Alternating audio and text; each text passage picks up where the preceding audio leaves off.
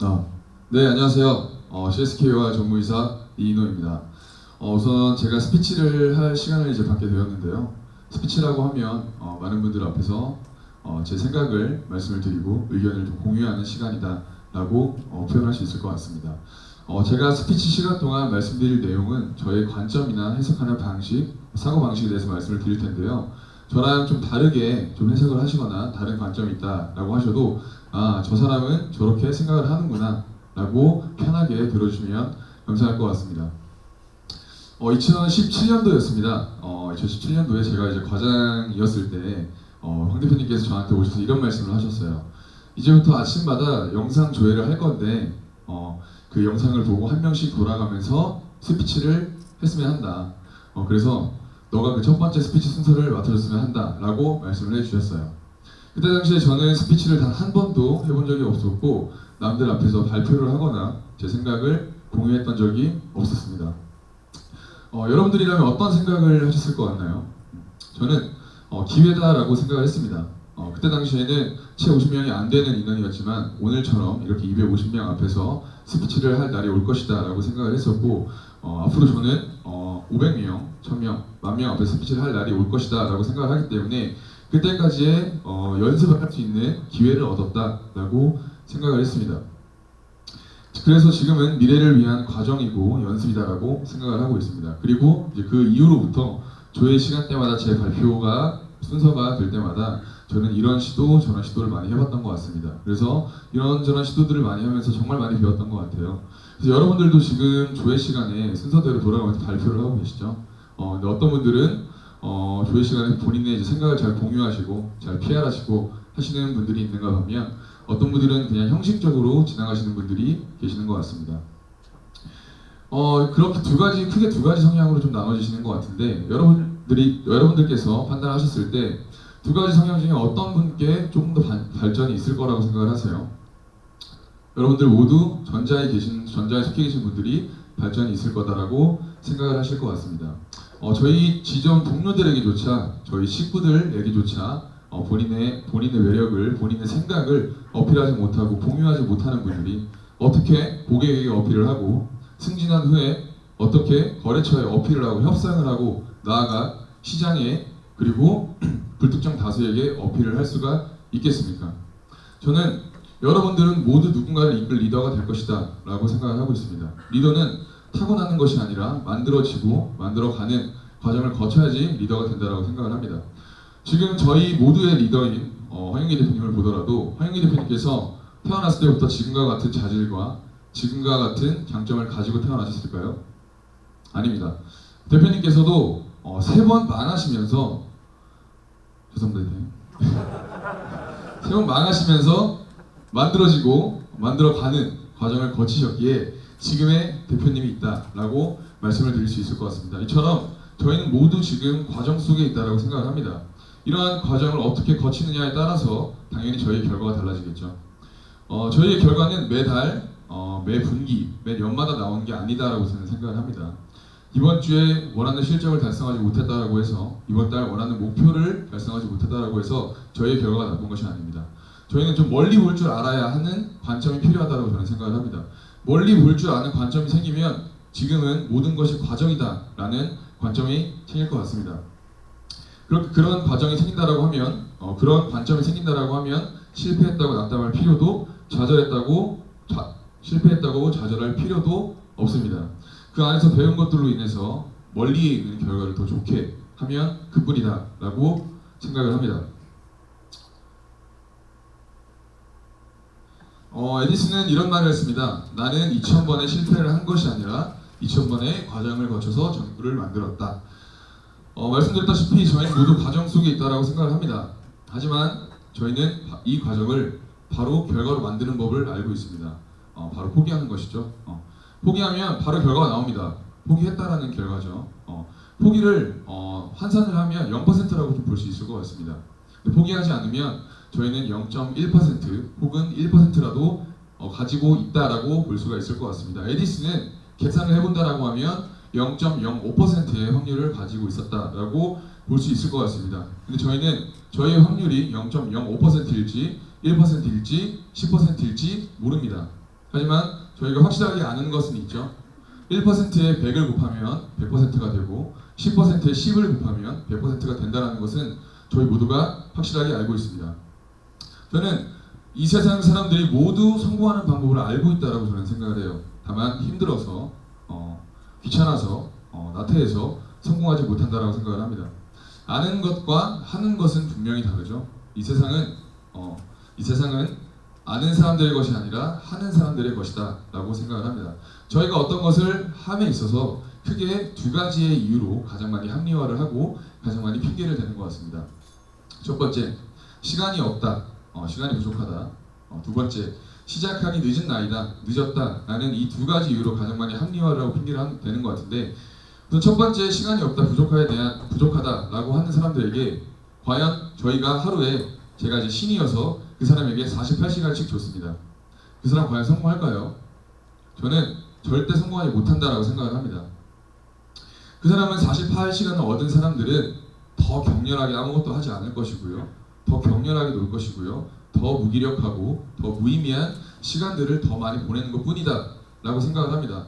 역사적으로 성공한 사람들을 봤을 때 그 사람들의 시간이 30시간이어서 40시간이어서 그 사람들이 성공한 걸까요? 아닙니다.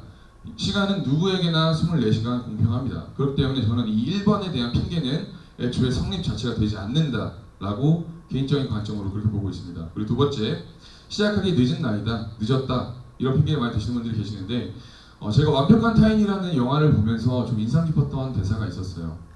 배우 염정아 씨께서 하신 대사였는데 꿈이라는 건 어린 아이들한테나 물어보는 건지 알았어 라는 대사였습니다. 제가 여러 파트의 면접을 진행을 합니다. 여러 파트의 면접을 보면 꼭 하는 질문이 있습니다. 꿈이 무엇인가요? 라는 질문을 제가 꼭 하는데 그러면 어떤 분은 눈빛이 반짝거리면서 본인의 꿈을 구체적이고 막힘없이 막 얘기를 하시는 분들이 계시고요. 또 어떤 분들은 이 나이에 무슨 꿈입니까? 꿈 없습니다. 그냥 사는 거죠. 평범하게 사는 게 꿈입니다. 이런 식으로 말씀하시는 분들이 계십니다.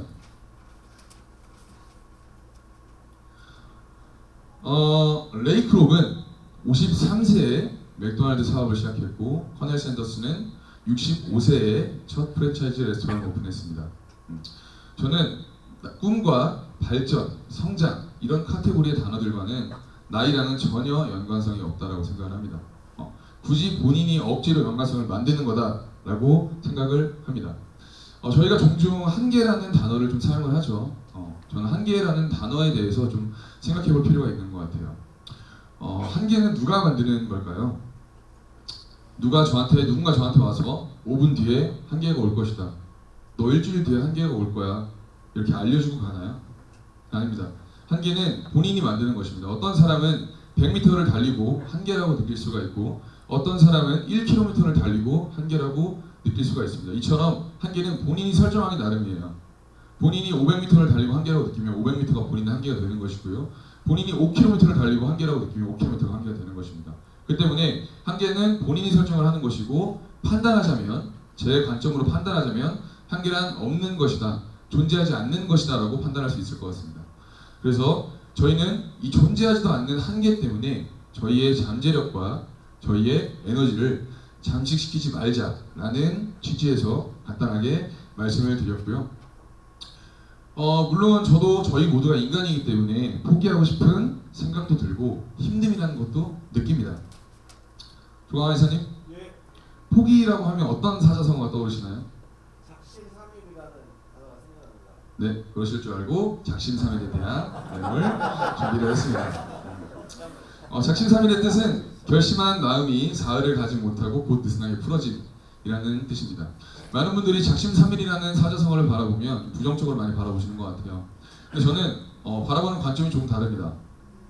우선 마음을 결심했다는 것이죠. 그리고 3일 동안은 유지했다는 것입니다. 이 세상엔 결심하지 않고 3일 동안 유지하지도 않는 사람들이 가득합니다.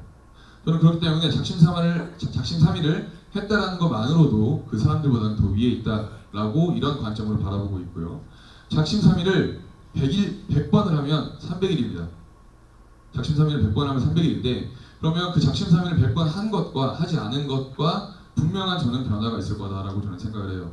과학적인 증거로 어떠한 행동을 66일 동안 하면 그 행동이 습관이 된다라고 합니다. 따지고 보면 제 방식대로 보면 작심삼일을 저희가 22번만 하면 그 행동이 습관을 만들 수 있다라는 것인데요. 저는 이 방법으로 독서를 하는 습관을 얻었고 공부를 하는 습관을 얻었고 가족들과 통화를 하는 습관을 얻었습니다.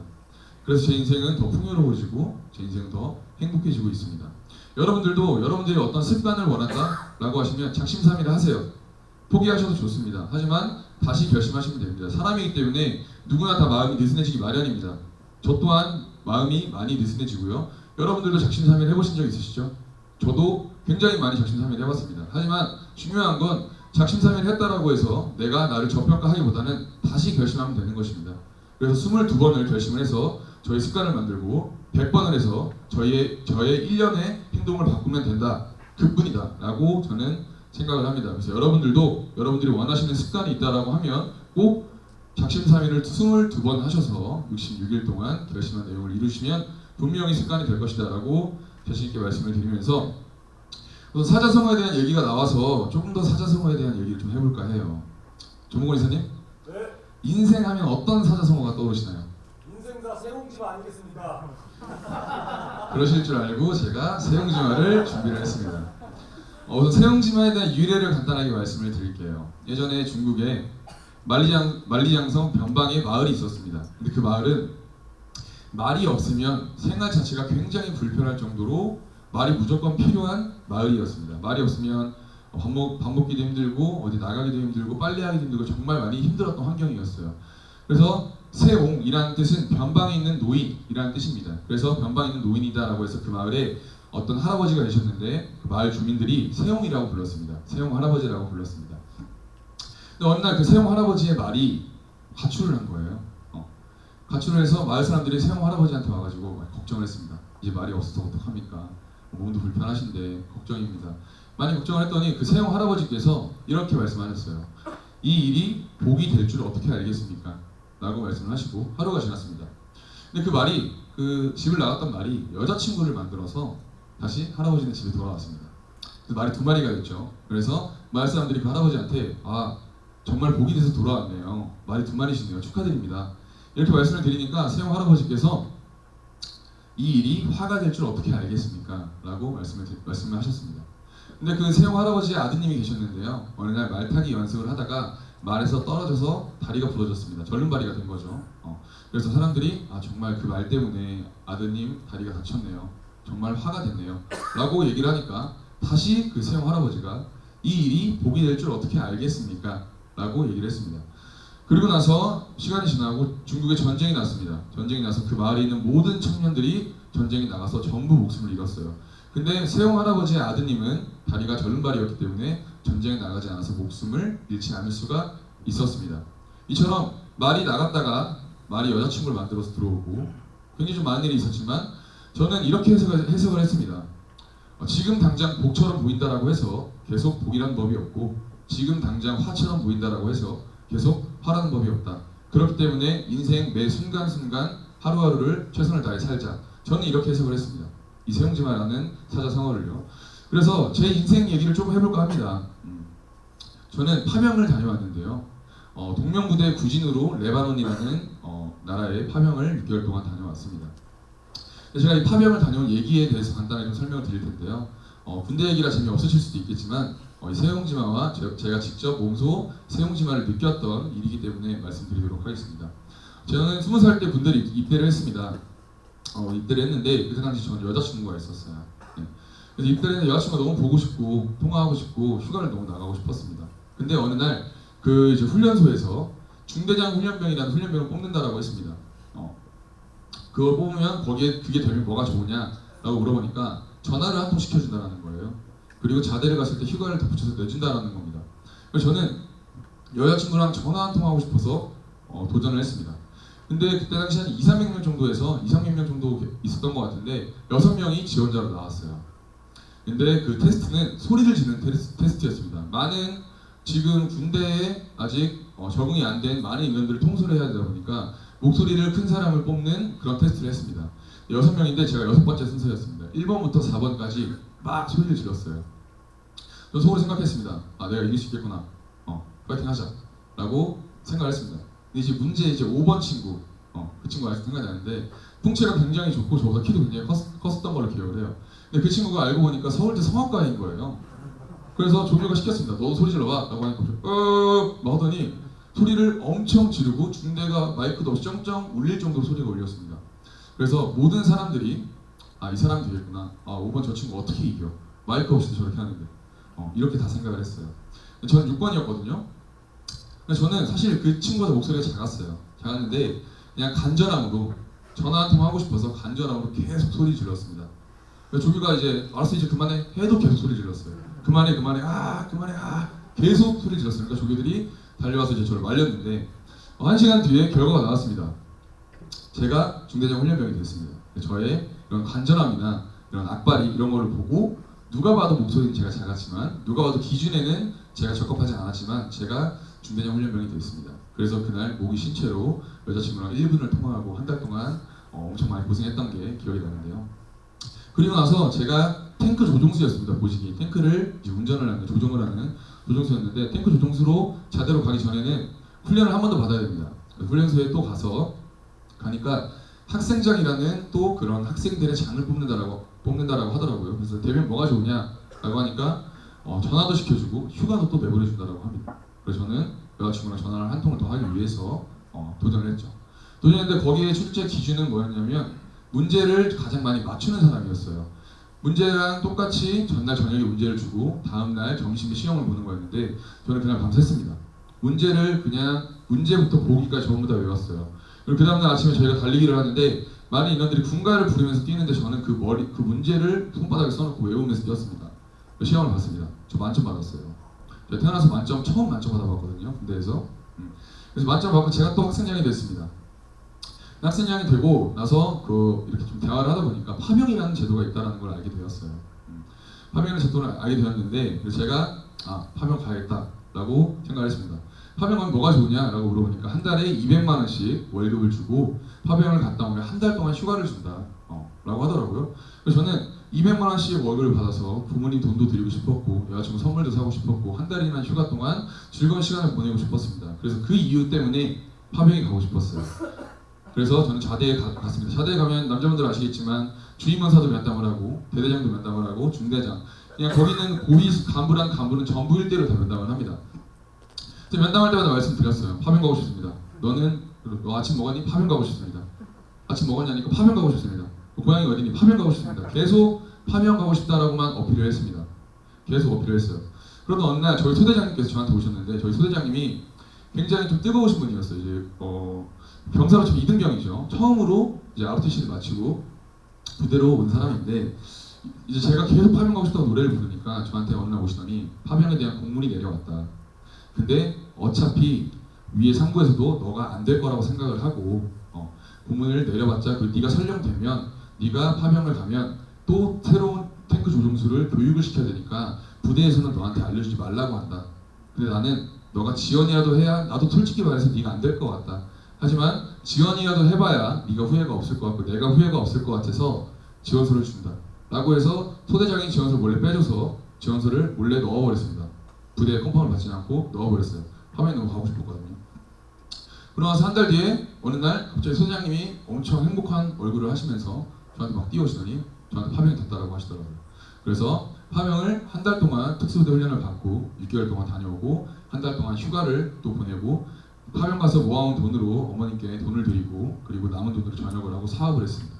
사업은 물론 금방 망했지만 그 사업을 통해서 굉장히 배우고 얻었던 게 많이 있었던 것 같아요. 자, 이제 제 이야기를 다시 좀 되돌아볼까 합니다. 제가 파병을 가서 얻었던 것들, 돈이라든지 시간이라든지 사업에 대한 경험이라든지 이런 것들을 제가 파병을 어떻게 갈 수 있었나 생각을 해보니까 사실 군대를 전역할 때까지 투스타 훈장을 하나도 받기가 힘듭니다. 근데 저는 훈련병일 때부터 2등병이 되기 전부터 투스타 훈장을 2장이나 받았죠. 중대장 훈련병을 했고 그리고 학생장을 했기 때문에 투스타 훈장을 2등병인데 2명이나 받았습니다. 제가 파병을 가보니까 고졸이 저밖에 없었어요. 전부 뉴욕대, 사우디에서 16년 산 사람, 아버지가 원스타, 투스타, 쓰리스타 다 저보다 훨씬 스펙적으로 혹은 백이 있거나 이런 다 능력들이 있었습니다. 근데 저는 그렇지 않았거든요. 저는 그 훈장 때문에 제가 파병을 지원한 거를 당첨이 됐다라고 저는 생각을 합니다. 근데 생각을 돌이켜보면 제가 파병을 가려고 중대장 훈련병을 했나요? 제가 파병을 가려고 제가 파병을 갔다 온 돈으로 사업을 하고 싶어서 학생장을 했나요? 아닙니다. 저는 여자친구랑 그냥 통화 1분 하고 싶어서 그래서 중대장 훈련병을 했고요. 여자친구랑 통화 1분 하고 싶어서 학생장을 했습니다. 근데 그러한 이력들이 저한테 좋게 돌아와서 파병이라는 경험도 주고 사업이라는 경험도 주고 돈과 시간을 저한테 줬습니다. 저는 이게 세용지마가 아닌가라고 생각을 합니다. 여러분들이 지금 만나시는 분의 아버지가 건물을 10개 갖고 있는 건물주일 수도 있고요. 여러분들이 지금 만나는 고객이 나중에 대성을 해서 대기업을 차릴 수도 있습니다. 인생은 파생입니다. 여러분들이 어떻게 지금 하루하루를 사느냐에 따라서 여러분들의 파생되는 것들이 달라질 거다라고 저는 확신합니다. 그렇기 때문에 사자성어 세용지마처럼 하루하루를 매사에 최선을 다하고 겸손하고 예의 바르게 정도를 걸으면서 지내다 보면 나중에 분명 여러분들에게 도움이 되는 형태로 1년 뒤든 2년 뒤든 3년 뒤든 돌아올 거다라고 자신합니다. 제가 주임 외교육을 이제 2주에 한 번 스피치를 하는데 마지막에 제가 쓰는 말이에요. 아무것도 하지 않으면 아무것도 바뀌지 않는다 라는 말인데요. 성규시장님, 예. 앉아있는 사람이 넘어질 수 있습니까? 아닙니다. 그럼 누워있는 사람이 넘어질 수 있습니까? 안 넘어집니다. 네, 아주 제가 카톡으로 보내드린 그대로 잘 말씀을 해주셨습니다. 네. 여러분, 앉아있거나 누워있는 사람들은 넘어질 수가 없습니다. 근데 넘어지기 무섭다고 앉아만 있거나 누워만 있으면 발전이란 없습니다. 여러분들이 넘어진다는 건 앞으로 걸어가고 있다거나 앞으로 달려가고 있기 때문에 넘어진다라고 저는 생각을 합니다. 그래서 앞으로 많이 넘어지시겠지만 그 넘어지는 것을 내가 앞으로 나아가고 있구나 라는 증거로 해석을 하시고, 넘어지지 않는 걸 연습하는 것보다 넘어졌을 때 다시 일어서는 법을 연습하는 여러분이 되기를 기대하고 응원하면서 마치도록 하겠습니다. 감사합니다.